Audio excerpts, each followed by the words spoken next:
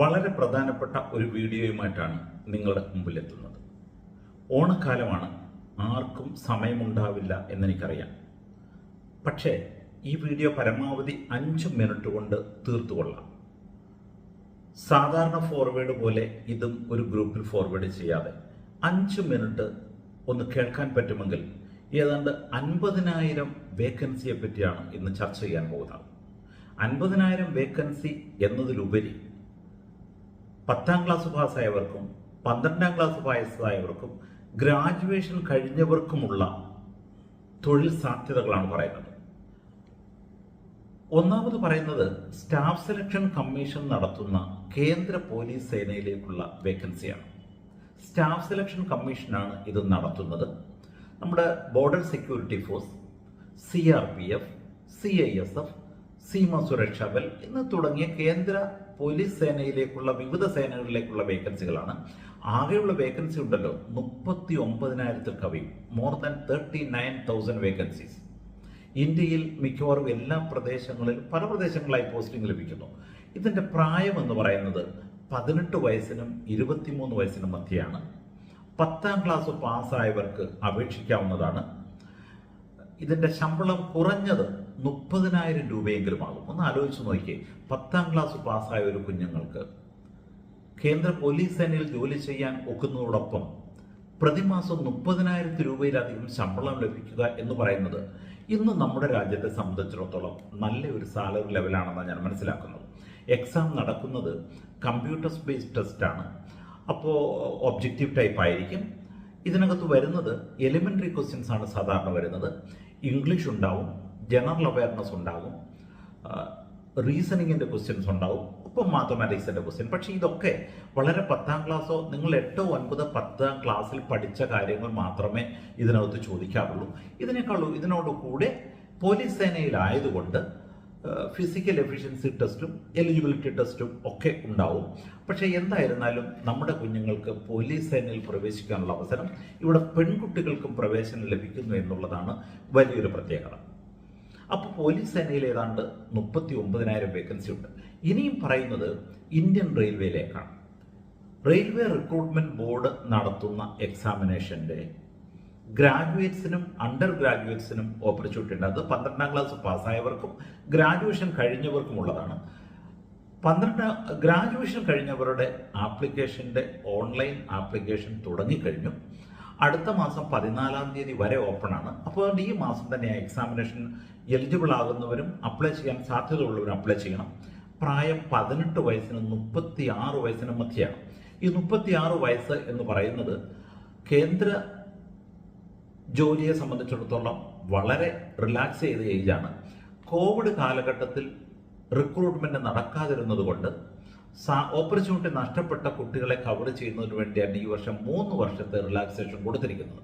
അപ്പോൾ ഏതാണ്ട് 30 വയസ്സിന് മുകളിലുള്ള നമ്മുടെ കുഞ്ഞുങ്ങൾ ഓർക്കേണ്ട ഒരു കാര്യം, കേന്ദ്ര സർവീസിൽ ഒരു ജോലി കിട്ടുന്നതിനുള്ള നിങ്ങളുടെ അവസാനത്തെ ചാൻസ് ആയിരിക്കും. കാരണം അടുത്ത എക്സാം വരാൻ പോകുന്നത് 2 or 3 വർഷത്തിന് ശേഷമാണ്.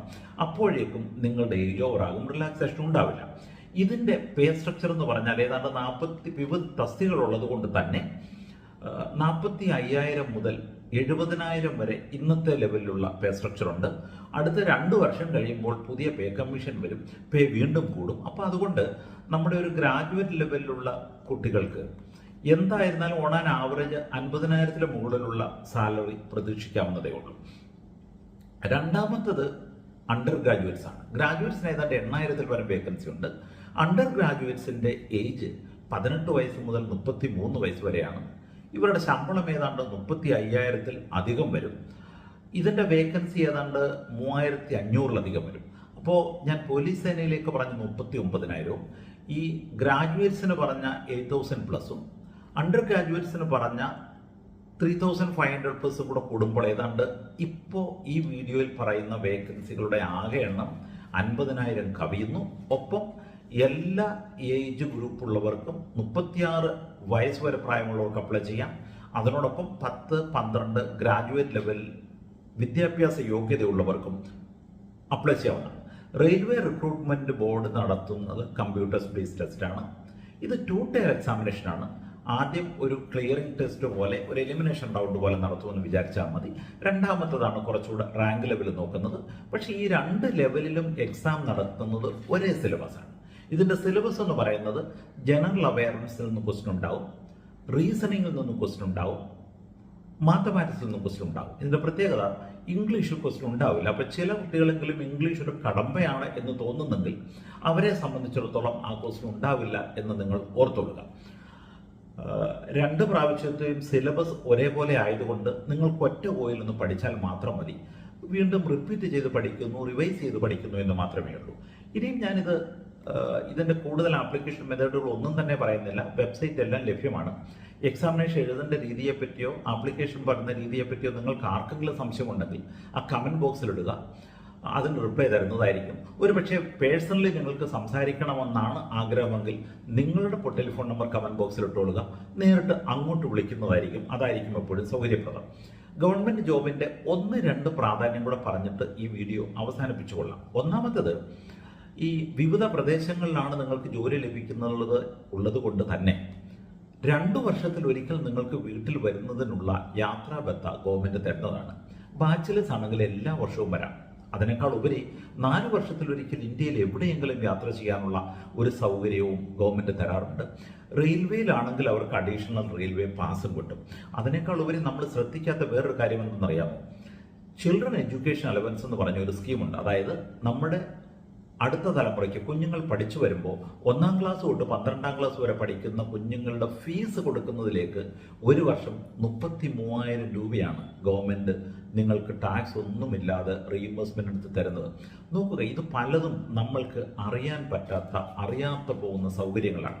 അപ്പോൾ ഈ സൗകര്യങ്ങളൊക്കെ മനസ്സിലാക്കി നമ്മളൊന്ന് ശ്രമിക്കുക. ഈ എക്സാമിനേഷൻ 2 എക്സാമിനേഷൻ നടക്കാൻ സാധ്യത ഒരു 4-5 മാസത്തിന് ശേഷമാവും. അതുകൊണ്ട് എനിക്ക് പറയുവാനുള്ളത്, നിങ്ങൾ ഇപ്പോൾ തന്നെ അപ്ലൈ ചെയ്യുക. മാറ്റിവെക്കുന്ന പ്രകൃതം ഇല്ലാതാക്കുക. ഏതാണ്ട് ഡിസംബർ 31-ന് ഒരു റൗണ്ട് റിവിഷൻ തീർക്കും എന്നൊരു തീരുമാനമെടുക്കണം.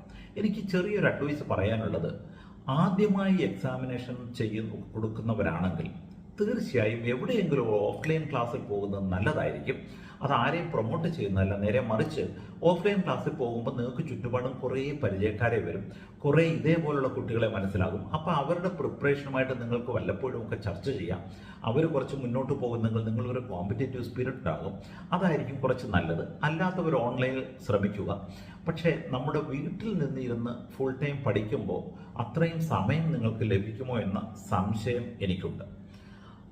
ഈ വീഡിയോയെപ്പറ്റി നിങ്ങളുടെ അഭിപ്രായങ്ങളും നിങ്ങളുടെ സംശയങ്ങളും കമൻറ്റ് ബോക്സിൽ ദയവ് ചെയ്തിട്ടുകൊള്ളുക. ആർക്കെങ്കിലും നേരിട്ട് സംശയങ്ങൾ ചോദിക്കണം എന്നുണ്ടെങ്കിൽ അവർക്ക് വാട്സപ്പ് നമ്പർ അവരുടെ ടെലിഫോൺ നമ്പർ കമൻറ്റ് ബോക്സിൽ ഇടാമെങ്കിൽ അവരെ അങ്ങോട്ട് ബന്ധപ്പെടാനുള്ള ശ്രമവും നടക്കുന്നതായിരിക്കും. അപ്പോൾ ഇതൊരു വെറും ഫോർവേഡ് ആക്കാതെ ഇതൊന്ന് കേട്ടിട്ട് നമ്മളുടെ പരിചയത്തിൽ എലിജിബിളായ കുഞ്ഞുങ്ങളുണ്ടെങ്കിൽ ഈ ഓണാഘോഷ സമയത്ത് അവരെ ഒന്ന് ടെലിഫോൺ ചെയ്തുകൂടെ? അവരെ ഒന്ന് വിളിക്കുക.